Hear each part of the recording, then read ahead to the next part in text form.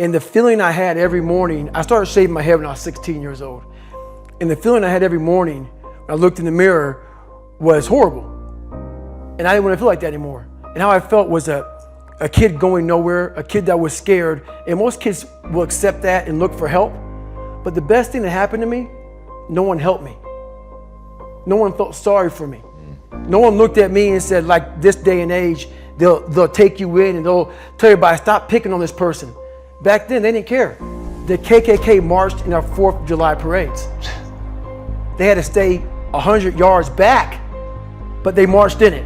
Wow. That's how this town was. And my mom cared about me, but my dad took our soul.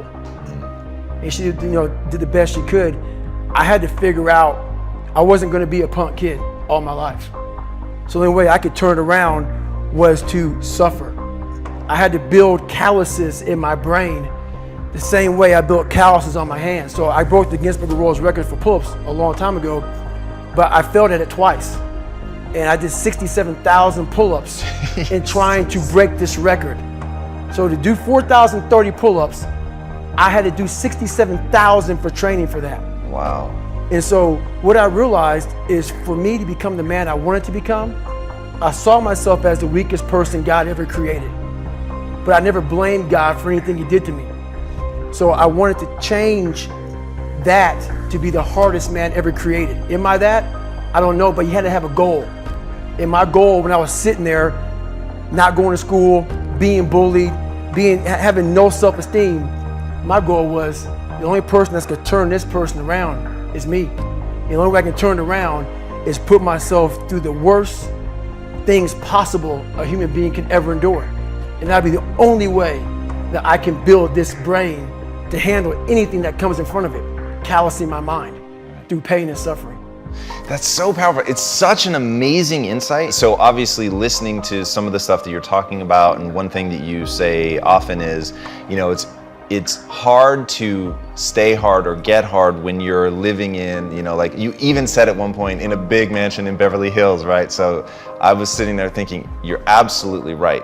But what I find so interesting is how we, as a species, run from pain, we run from suffering.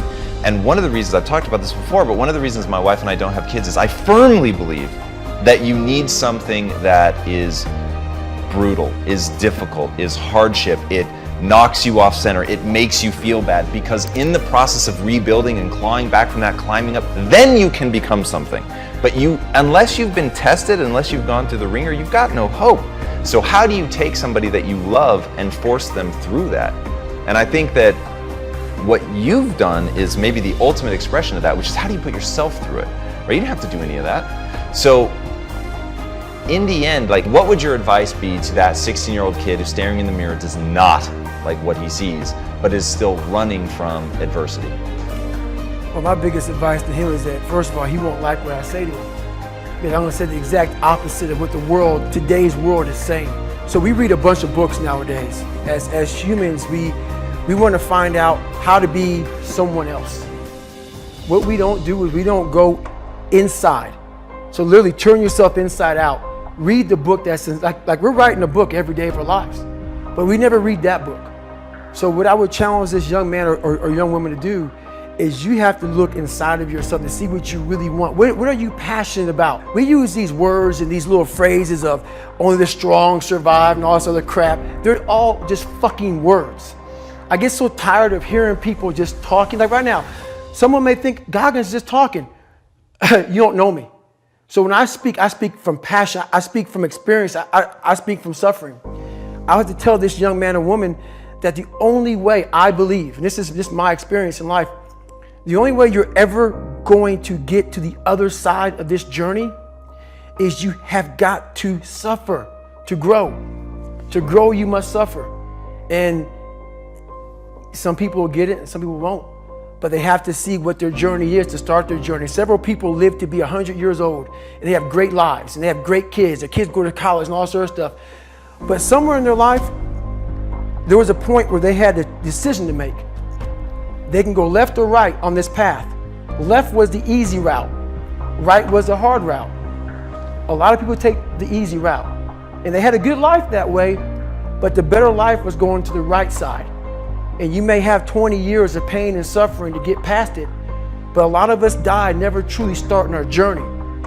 And I would tell this young person, you gotta start your journey. It may suck, but it will come out the other side where you're coasting.